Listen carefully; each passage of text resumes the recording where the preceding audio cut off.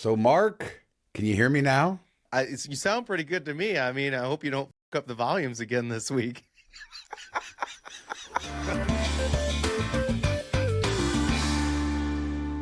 All praise Elon or all hate Elon. Either way, Vegas Loop has expanded and Encore is now here, the Encore station. It's been almost done forever. I don't know why it took so long, but they finally did it. The big news is that they've changed their pricing policy. Now a single ride's $4, round trip is $6.25, and that would be to any of the hotels. So no more unlimited day pass. To any of the hotels, so many right now.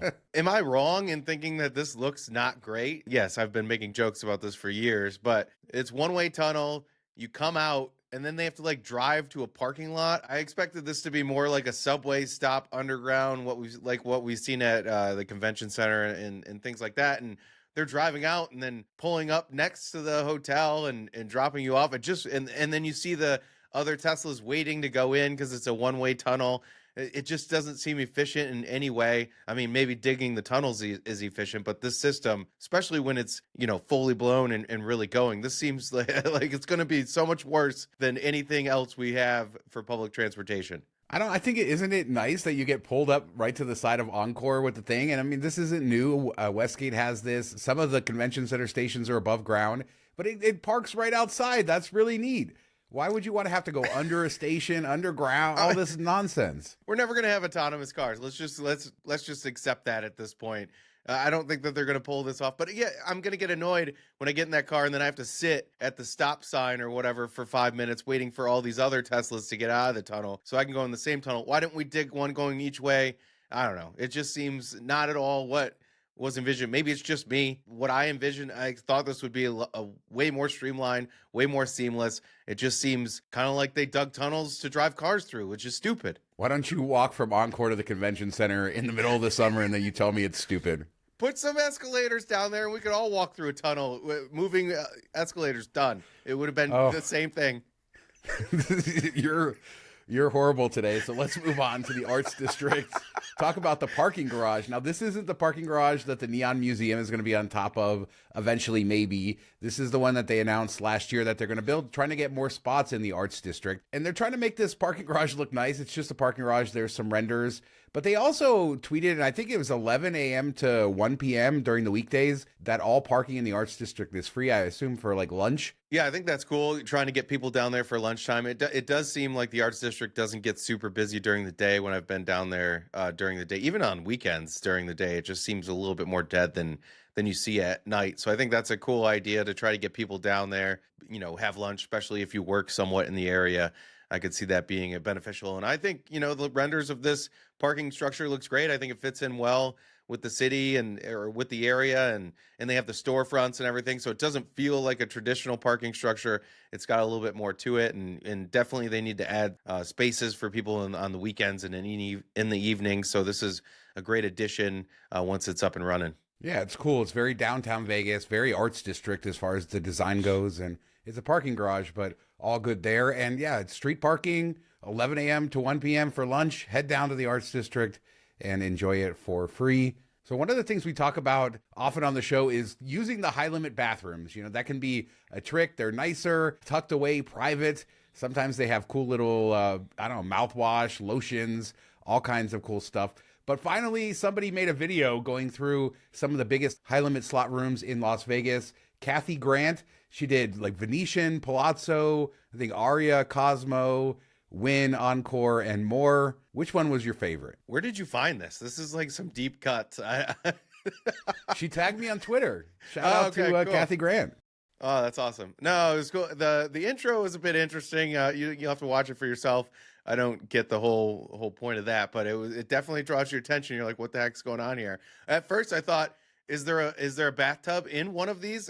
I was ready to have my mind blown that you can go soak in a tub in one of these bathrooms. That would be amazing, but I don't know. With high limit, people are a little strange. I don't know if we need a tub in there. Wynn Encore, I think that they deliver. That's my favorite overall. Just very classic and pretty. Fontainebleau, very modern. Venetian had that whole area too back there, not just the bathroom, but that whole kind of lounge area, lots of space.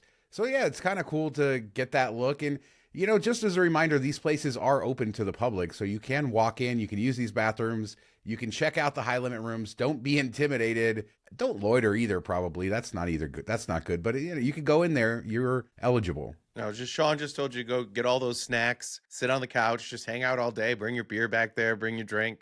No, but I do think these are good bathrooms to go take advantage of. And we've said before, and at the meetup last weekend, they even brought up like, hey, you guys had mentioned going, there's usually like a dollar machine inside the high limit room. You get better drinks there, better service and everything. So definitely go, there's things in there that you might not think are in there, or you might feel uncomfortable walking in. Don't just go in there, use what you need to use, order a drink, sit down, play a little bit of video poker or whatever it be. And it's better than the flamingo bathrooms, right? Yeah, for sure. I will say that tip doesn't work as well. It used to be in the old days you could find some machines that weren't bad, but with this resurgence of high limit rooms, which we're seeing tons of places renovate them and expand them. We were just at GVR the other day, Mark, and you saw how they have now these 2 giant high limit areas, but it's harder to find those like machines that have the lower limits in the high limit, so I don't know, minimum bets are going up. Yeah. I mean, it sucks.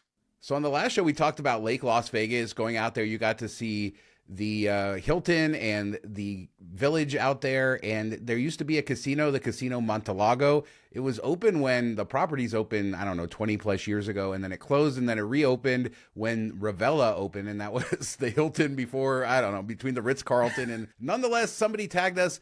We get a look at what the Casino Monte Lago looked like in its second iteration when it came back after it closed. And it was cool to see this little look back. And it's got early electronic table games and other stuff as well. Yeah, I played that that version. I think it's still at Hooters, or it was the last time I went into Oyo. But I played that when I was younger quite a bit, and it was always fun. And I mean, terrible graphics and all of that, but we always had fun with it. And I still don't understand how they can't open this, or somebody wouldn't want to, even if it's Hilton, or, partner up with somebody and maybe just make it a slots type place and video table games, no actual table games. You wouldn't have to have a ton of people working it. I think it would make a lot of sense, especially with the growth that we've seen out there. But I did notice, I don't know if you saw this, somebody else in the comments said they go to the Speakeasy, which we walked by and we joked about the name because it was called Speakeasy, but it looked like just any other bar. There was no Speakeasy part. But they said that's where they go to play. And I did look at like some pictures and stuff online because we didn't end up going inside there. And they did have video poker and stuff at one of the bars at least.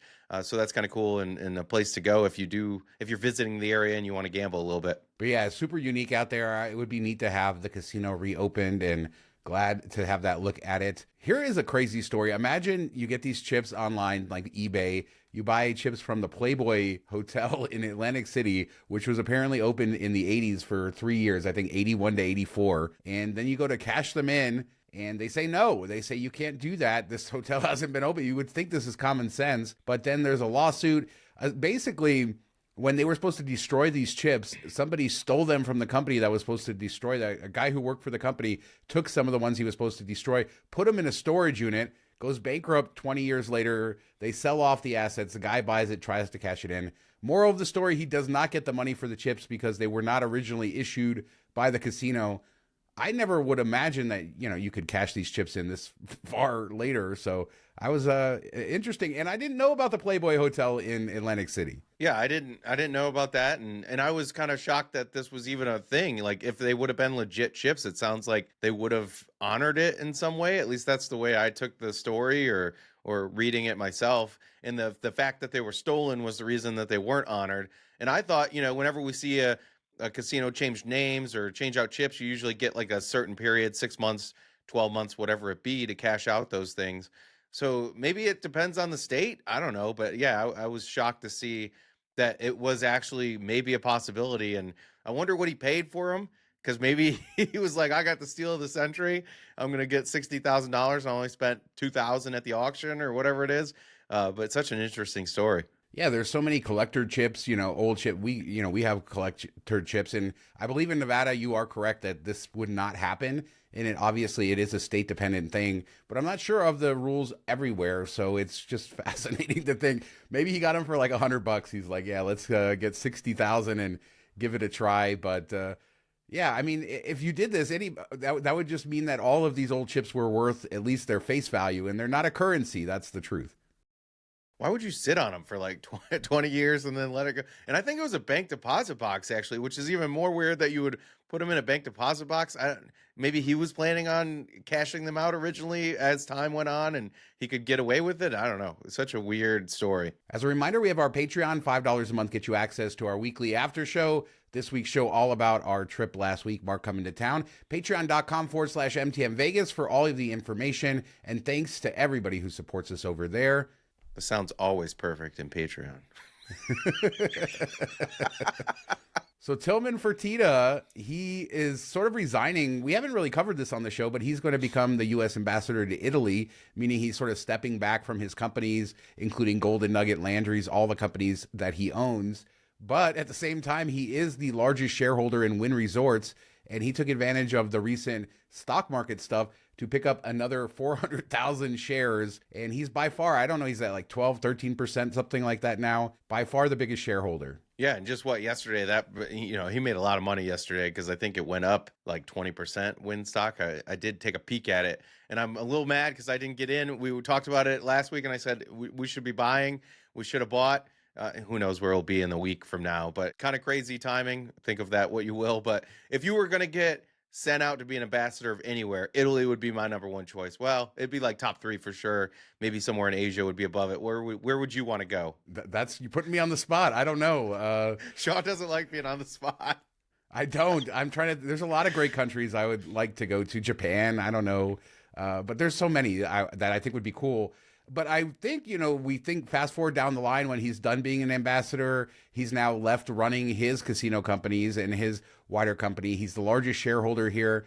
You got to think at some point this is going to cross-contaminate, or he's going to have just more and more influence going forward as this big shareholder in Wynn. It's just an interesting thing given that he sort of competes with them somewhat. You'd think he'd push for a board seat or to assign a board seat at some point, wouldn't you?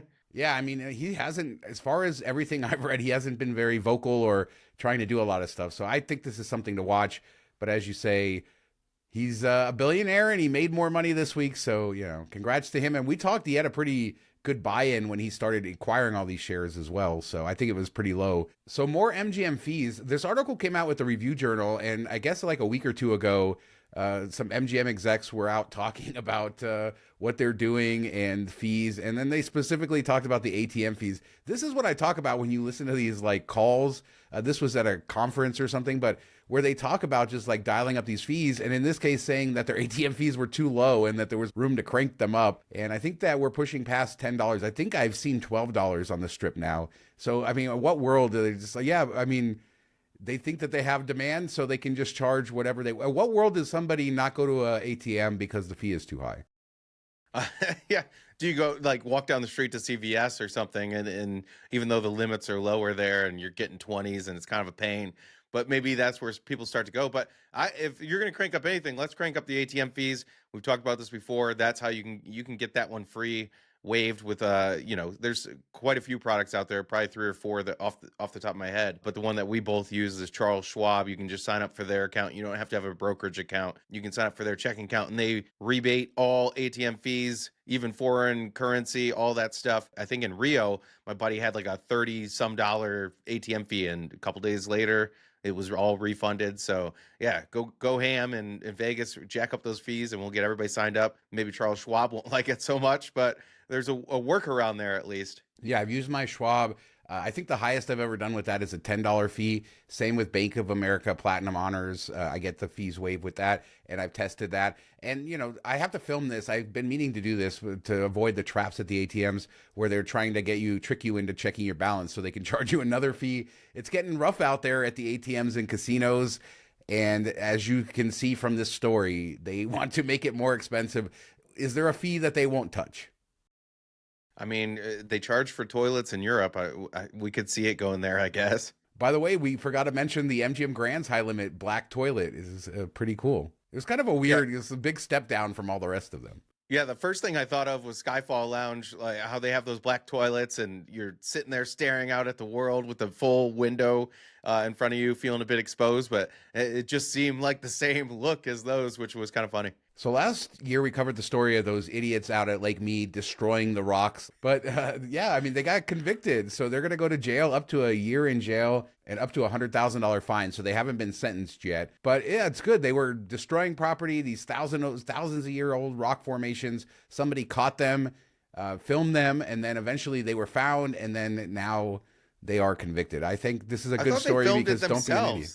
Didn't they? No, somebody had filmed them from across. I was all ready to say we should add an extra like 10 years to anybody that films their crimes and puts it on TikTok, which we've seen talked about multiple times. That should be an automatic add 10 years to whatever the sentencing is. I think that you would need to hire incredible amounts of staff to keep up with all the people who out there crimes on TikTok, because I see so many crimes every day. Just what filters through to other social media. It's insane what people want to put out there. I mean, I guess this is going off topic, but it is insane what people put out on social media. Yeah, I don't love that about the world right now. So speaking of Lake Mead, we went out there and kind of hung out at Boulder City, Lake Mead, and the Hoover Dam Lodge, which is owned by Dottie's Casinos. It's the sister casino to the Laughlin River Lodge. So if you've been there, you kind of know it. And it has all of the Dottie casino brands under one thing. So you have like a plain old Dottie's. They have the Red Dragon Asian theme. They got the Bourbon Street New Orleans theme. You got other stuff going on there.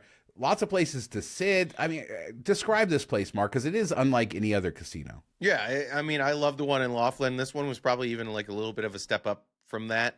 Even though Laughlin had a bowling alley and some other stuff, it was a bigger property. But this one you walk into, and then it has like, I don't know, the size of a restaurant dining room, and door walkway into it.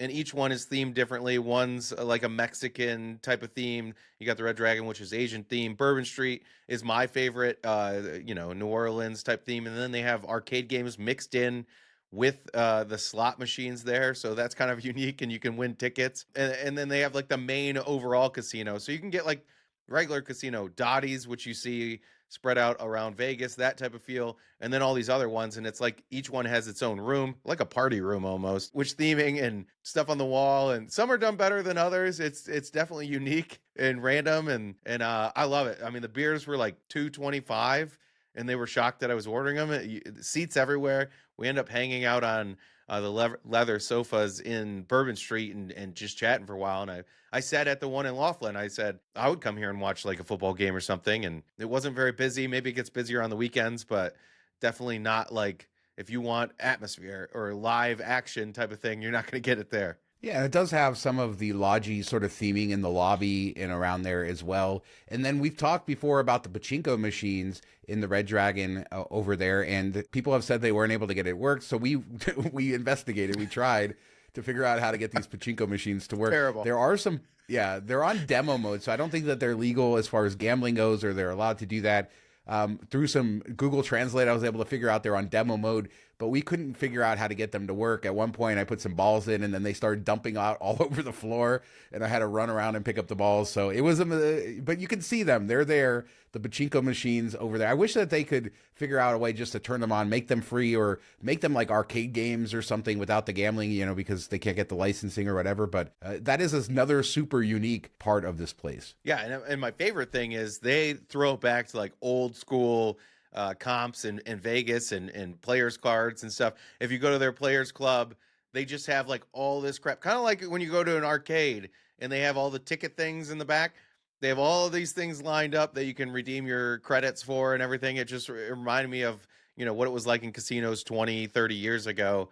And it was just so cool to see. And, you got to save up for that sleeping bag or that coffee maker or whatever. But you get to kind of pick your own thing versus these giveaways that, other casinos do. I kind of missed that. And it was cool to see. Yeah, definitely a different feel from anywhere else you're going to see in a casino in Las Vegas or the Las Vegas area. So make sure to check that out. And let's just close with any takeaways you have from your trip. We were going to talk about the Capital One Lounge. You gave a shout out on the last show. Is that a game changer for you flying in and out of Vegas? I think it's my favorite. I'm sure when the Sapphire Lounge opens, that will be, what we've seen from them in other places is probably the top lounges in the U.S. Capital One is like right there. I really did enjoy it in there. I didn't actually eat anything because I had the big meal at Chin Chin before. So just sampled all the drinks and they had like their own version of the White Russian, the frozen drink that we talked about on the last episode that had some absinthe in it. it was just a really cool bar area. I ended up chatting to the two bartenders quite a bit. Funny enough, like one worked at Rio back when it was like the original Rio, and he said that was like the best place in Vegas. Everybody loved it there. It was so fun. We had big whales coming in. It was such a good time. And then when the owner sold it to Caesars, he said everybody, 40% of the workforce left just because it wasn't the same, and the owner was so cool. And it was just good to hear that like history and everything. And he's worked all over Vegas and everything.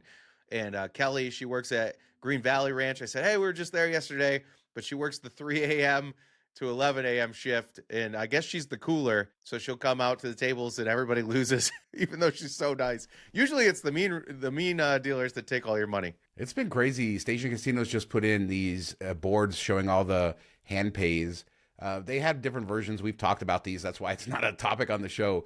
But at Green Valley Ranch, and I showed you this, I think, as we walked through, like the amount of hand pays during busy times is crazy with some of the high limit stuff going on there. But any other takeaways, anything else that you did in Vegas that you wanted to discuss or talk about? Yeah, it just seemed really busy. And I know it was Final Four weekend, so that added to it, but it didn't feel like it was, March Madness the first couple weekends.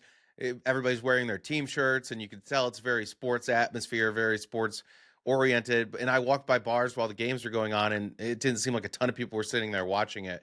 So I don't know that was really driving it, and everything seemed busy. It was tougher to get into some of the restaurants at night. I went in the Venetian Palazzo. That was busy. The club there was very busy. Flamingo, every table was packed. So, we've talked about how the softening of Vegas, but at least for that weekend, I couldn't notice it. It seemed like everywhere had a good vibe, and everybody was having fun, and it didn't seem like the end of the world at all. Yeah, it can be easy to get caught up in these numbers and maybe our own thoughts about, oh, this used to be better or this isn't as good. And then just remember, there are a lot of people still coming to Las Vegas and still enjoying it, and it does provide that spectacle, and it was definitely busy. It's been busy every time I've been down on the Strip recently, and so there's definitely still people coming. This isn't the death of Las Vegas, but there are wider concerns here, and it's certainly an uncertain year for Las Vegas, and so we will continue to cover it. And let us know what you guys think about anything we discussed in this show. The Hoover Dam Lodge, have you been there? Parking garage in the Arts District, everything else we discussed. We do 2 shows a week, Tuesdays and Fridays, and we'll be back in a couple days with another show. Thanks so much for watching. Talk to you next time. Mark, we lose our Vegas cards for not guessing what was on that hat. Yeah, I guess. Everybody called us stupid. Have a good weekend, everybody. Wouldn't be the first time.